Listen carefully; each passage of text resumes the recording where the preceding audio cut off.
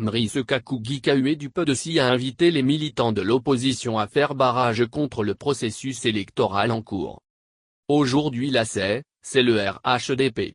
Il n'y a plus d'opposition. Les élections locales n'ont pas eu lieu. Est donc illégale. Nous ne pouvons pas mener un processus électoral avec cette organisation. Nous lançons un appel à nos militants, nous sommes les plus nombreux et nous devons le démontrer. C'est pourquoi depuis hier, le mot d'ordre a été lancé. Le processus électoral ne doit pas arriver à son terme. Nous devons faire en sorte que les cartes d'électeurs ne soient pas distribuées. Le gouvernement a été incapable de distribuer les cartes d'identité. Nous allons rentrer désormais en campagne contre l'élection présidentielle, a lancé Mrice Kakougi-Kahué.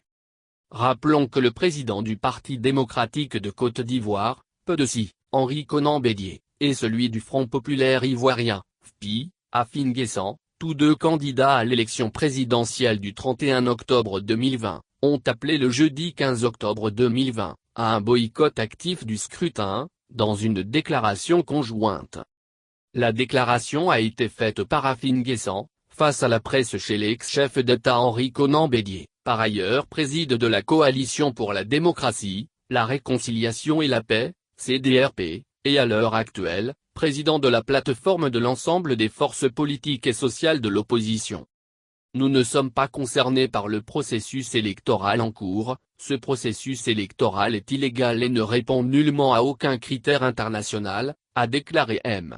Afi, appelant leurs militants comme les électeurs à s'abstenir de participer tant en ce qui concerne la distribution des cartes électorales qu'en ce qui concerne la campagne électorale.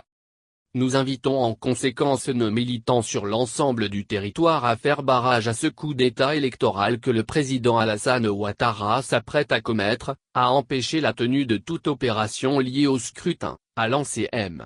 Afin Guessan.